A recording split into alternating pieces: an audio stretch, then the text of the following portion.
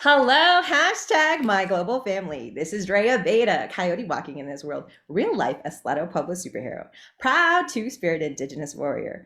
Welcome to our very first episode of Everyday Superhero Interviews with Dre. I am here with my amazing brother, Damian Lara. Why don't you go ahead and introduce yourself? Thank you so much, Dre. My name is Damian Lara. My mother calls me Damian Lara, but everybody calls me a Democrat. Spent my youth pulling potatoes out of the ground and hoeing onion fields during the summer, and graduated from UNM School of Law right here in Albuquerque, New Mexico, and haven't looked back since. Oh, thank you so much for taking the time to get to know our family. And we are here for a very important reason. I hear there's an election coming up, brother. Are you running for anything in particular? Absolutely. So once again, my name is Damian Lara, and I'm running for Bernalillo County Assessor. That's the office that puts a value on pretty much absolutely everything. So whether you're a homeowner, a business owner, a utility, or even rent a home, the county assessor's office has an impact on you. Wow, that sounds like a very important position, brother. But can you break it down to my global family? I am an educator and I have been gathering my family from around the world, to a college student, say, to an elder of our community, to someone off the street. Why should we really care about what's happening in the county assessor's office? Absolutely. So first and foremost, I believe every single elected official has a responsibility for good governance and for being a good steward for the people that they serve. It's no secret that New Mexico is currently battling devastating wildfires all over the state. And so this office, like all offices, down from the president to our Secretary of Interior, Deb Haaland, and to your county assessor, should take an active role on being an environmentalist and reducing carbon emissions, as well as reducing paper and plastic use. And I am pledging to be that environmentalist and that advocate for property owners. I want to change the assessor's car guzzling, gasoline guzzling fleet to electric vehicles, as well as institute policies and procedures and technology, environmentally friendly technology, that will reduce paper and plastic. So that's one of the main reasons. That sounds like a great idea. I was just going to ask you for a real example of how you could do that in your leadership position. But very oftentimes we overlook policies and procedures that we do within the actual office. So not only doing a wonderful job in supporting our community, but by being that leader with innovative thinking, I think that's a great idea, brother. Can you tell us more? Does it do anything with investigations at all when it comes to our finances for the state? I know it really depends on how gas prices are doing, on whether or not we're in a deficit. But can you tell us a little bit about that? Absolutely. So the county assessor's office is responsible for putting values on all of the property, but it is also responsible for applying the exemptions. So not only are we putting exemptions for our veterans who have served our country and making sure that they get the exemptions that they deserve, we also provide value freeze for our senior citizens who are on a fixed income. And then we do what's called industrial revenue bonds, as well as metropolitan redevelopment bonds. And we pay back the general obligation bonds, which is really what funds our public safety, which is both our firefighters, our police safety, but our schools, our libraries. So when you see all that ballot, all of the different things that get paid back, all of that money gets paid back from the revenues that are generated on the values placed on there by the assessors. So we have to go out and make sure that all of those exemptions are legitimate. So we have to do investigations so that they're being provided fairly. So for example, if a charter school is actually providing a public education and meeting all the requirements, the same as a public school, then we have to make sure that that's being provided. Churches, that they are actually providing that exemption and that they are a religious institution open to everyone. And so we provide that exemption. The same thing with all of the other policies. Now, when it comes to economic development, we also have to make sure that those companies are providing the right information. It's called the Gatsby 77. And that's the investigation report that we provide to the federal government to ensure that people are not being, as you indicated, are embezzling taxpayer money for our property taxes. And so we do all of that at the assessor's office.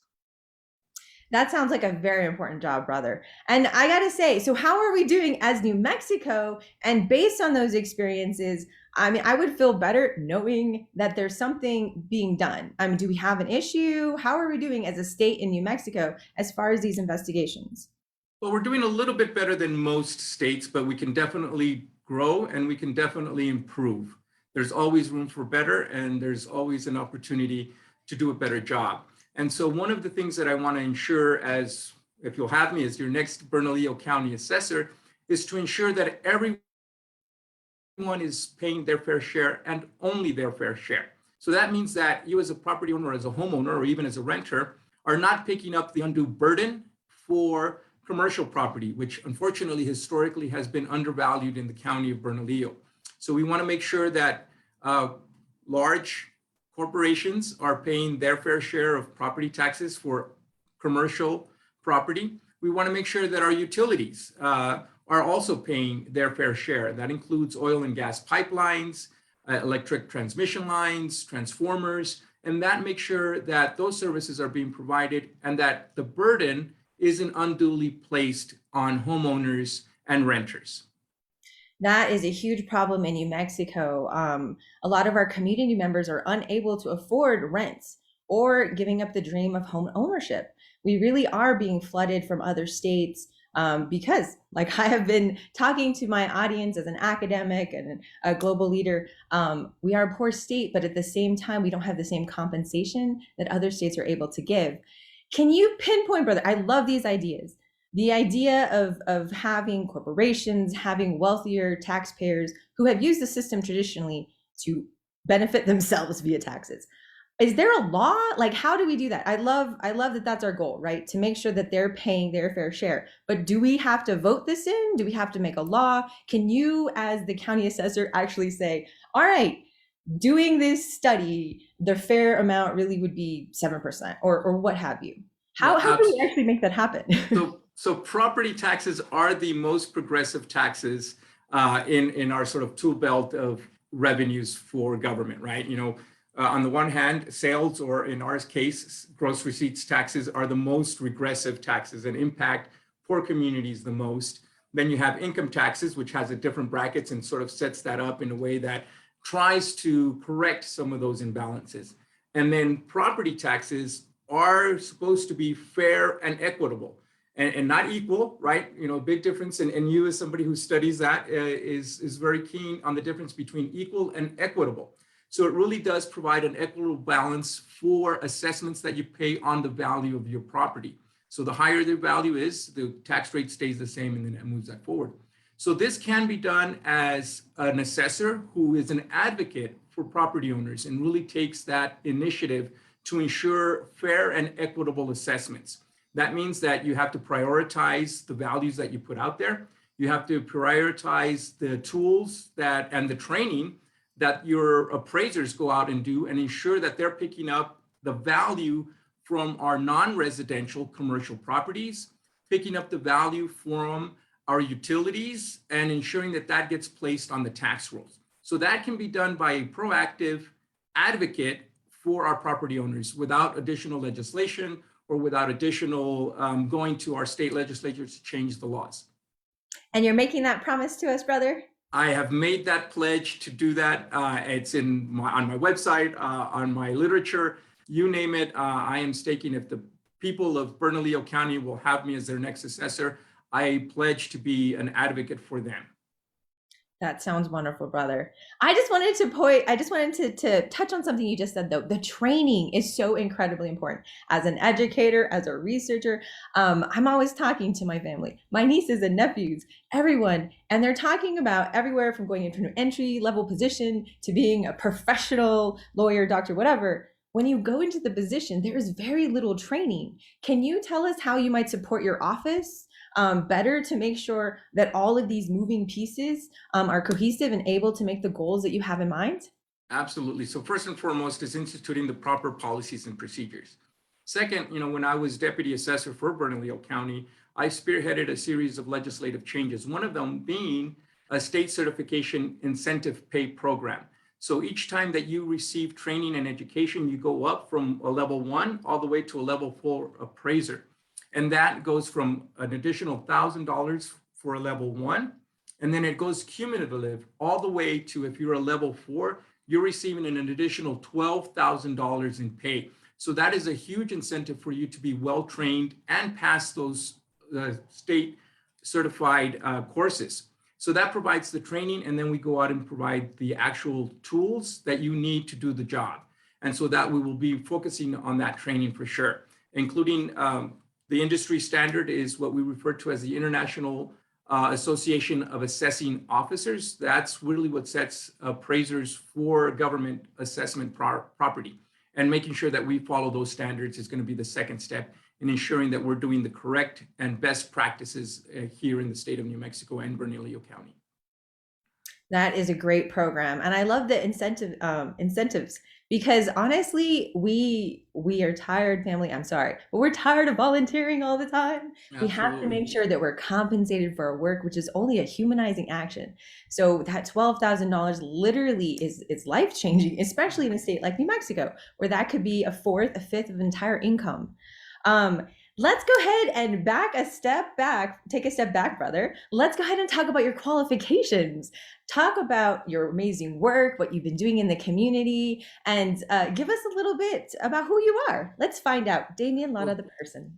thank you so much. So, as I mentioned, my story really begins like all of our stories, right? With my mother coming to New Mexico, seeking a better life for her children. She came to New Mexico with nothing but 4 boxes of clothes and 4 children. She took 2 boxes and sold them. Then she took her 4 children and put them through college. And in my case, through law school. I graduated from Brown University in my undergrad. And I also received my JD from UNM School of Law here.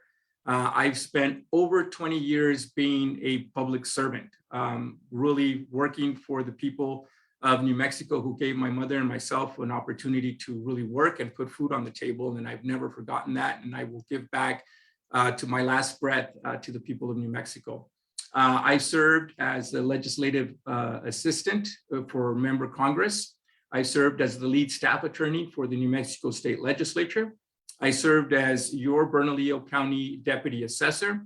I also served as the vice chair for the assessors affiliate. That means that all 33 county assessors voted for me to spearhead those reforms in legislation. As you know all too well how government works, it is a volunteer position, but we did such a great job that IAAO actually recognized the state of New Mexico in 2015 as having the most forward and progressive property tax code in the nation. And so we were number 1 for quite some time in New Mexico. And then I also served as the director for economic development for the city of Albuquerque. So ensuring that our small businesses and our family-owned businesses received that federal funding in COVID. We provided over $25 million in small business assistance. We also provided direct household assistance to a lot of our community members who were left out of the first round of stimulus funding checks. So that includes a lot of our Native American populations, people who were former convicted felons and didn't have access, as well as undocumented people. So we ensured that through the Department of Economic Development with the city of Albuquerque, we provided them with a relevant check so that they can continue to provide for their families during this difficult pandemic. Wow, brother, that is some background. I am so excited that you're running. It makes my heart helpful because that's what we need, right? All politics is local, family. And Absolutely. a 20-year public servant. And it sounds like you have a great plan. Not that I'm endorsing family, because this coyote is, yeah, I'm biased, family. I'm just kidding. Of course I'm going to be voting for Damian. I'm just saying, family. All right. So let's talk about your vision. So the next question I have for you is a little bit about how combining the past work you've been doing with the vision. And I know you've talked a little bit on some key things that you're planning to do. But what is your bigger plan, brother? What's your vision for the office? Oh, absolutely. So I really want to help build a better Bernalillo County with a sustainable economy, with safer streets and stronger schools. And so I really want to use the power of the office to be an advocate for the residents of Bernalillo County. As I mentioned, the office really does have an ability to provide sustainability in its economy, working with the city and county, as well as with our pueblos and our nations to ensure that that is education and moving forward, whether that's through industrial revenue bonds or other property tax saving initiatives that will attract outside investments that provide living wages for the people of Bernalillo County. I also want to ensure that we are working for our public safety. As I mentioned, property taxes is what's used to pay back for not only our public safety as far as our police officers, but also for our firefighters. As I mentioned, we are dealing with devastating wildfires right now, and those property taxes in Bernalillo County is what provides the ladders, the substations, the equipment, and the trucks to make sure that we continue to have fire safety throughout Bernalillo County. And of course, it also pays for the capital outlay for our schools and ensuring that we don't have leaky roofs for our schools, that our children are able to stay warm in the winter and able to stay cool in the summers so that they can learn better in an environment that is safe and protective for them in their schools. So that's really the vision that I have of the office, to educate all of our residents, including for our subsistence and organic farmers. That's one of the things that I also want to provide. You know, we have food here, subsistence farming, organic farming that is produced in Bernalillo County, and I want to make sure that we provide them with the ability to continue to contribute to our economy as well. So that's really my vision and really what sets me apart from any other candidate in this race. Thank you so much for sharing that amazing vision. Quick question. So you were talking about farming, and our most recent legislation legalized marijuana for the state of New Mexico. Does that have any impact on the county assessor's office? Absolutely. So, I wrote the policies and procedures for agricultural property almost 10 years ago that are still being used by agricultural specialists in the county assessor's office right now. And I'm getting calls regarding the new industry and how that's going to be valued. I worked with Senator Katie Duhigg, who spearheaded that initiative.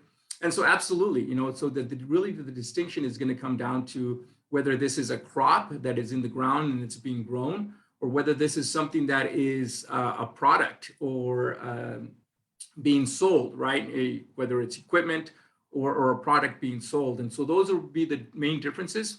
I pledged to work with the industry to make sure that it benefits our BIPOC communities, which is really the intent behind that legislation, for those who were harmed in the previous drug war, that they are actually now, it is incredibly ironic and would be futile if we did not provide them with an opportunity to say, well, now you can't sell this legal product because you were convicted of selling it just 2 or 4 or 5 or 10 years ago and were convicted as a felon.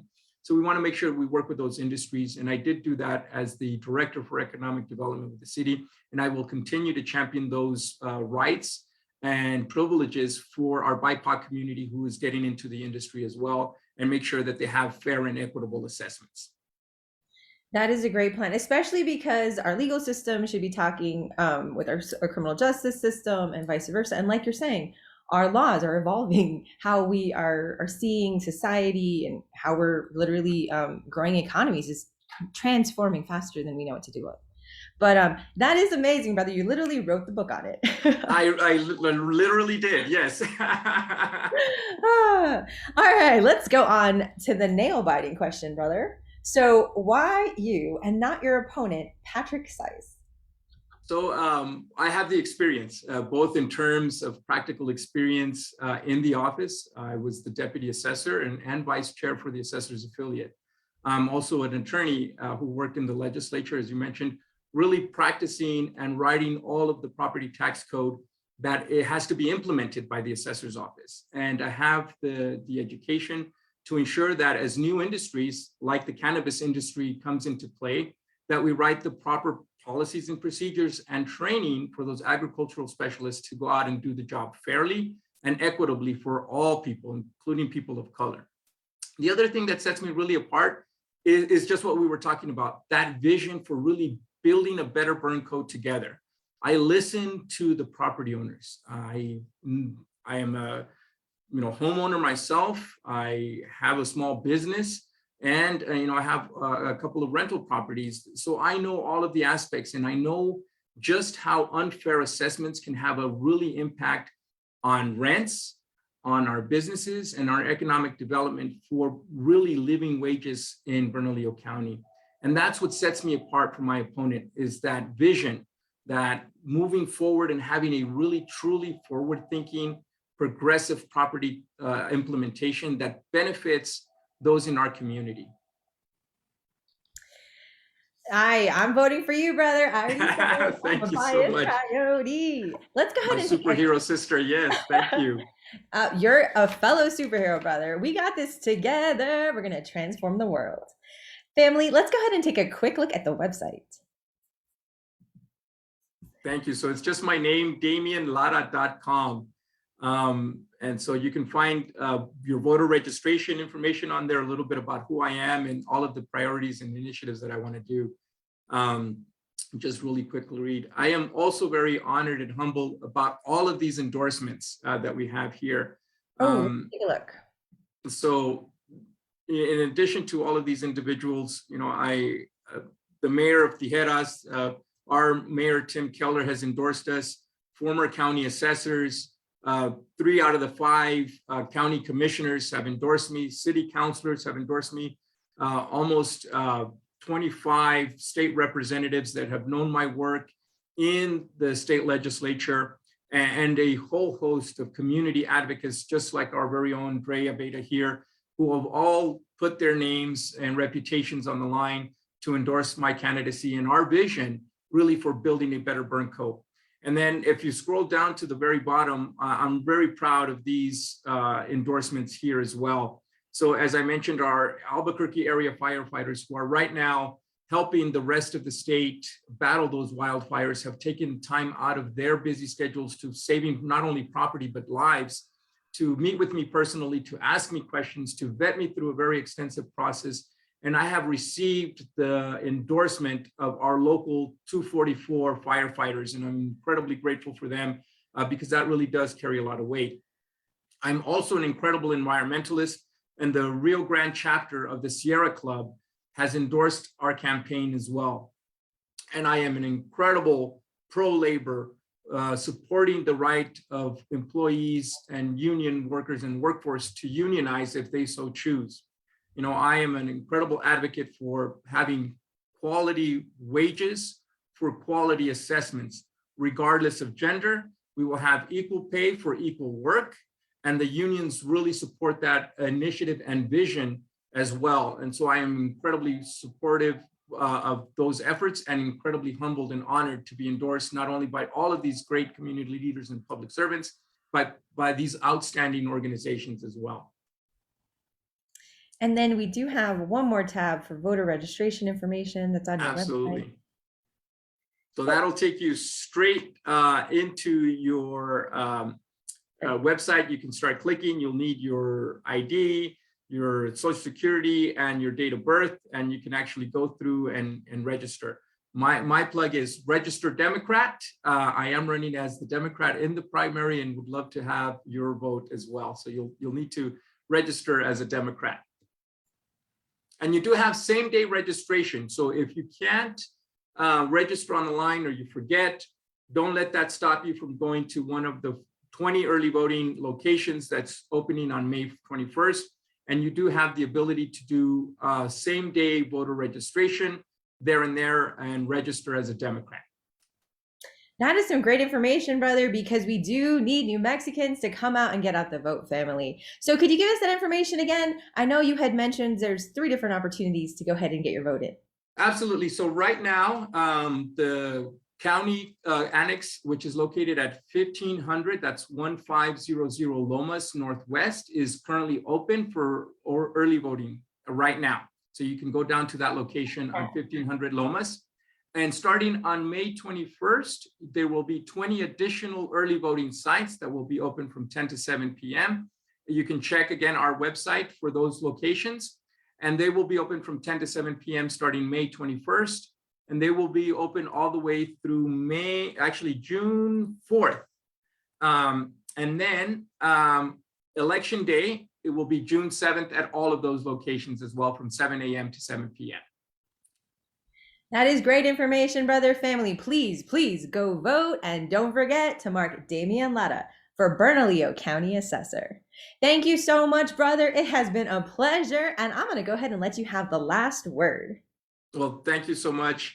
Again, my name is Damian Lara. I know that's a hard name to pronounce, but I am here to announce that Damian Lara is the name to note for your Bernalillo County Assessor vote. Please go ahead and go to our website, damianlara.com, for more information. Thank you so much.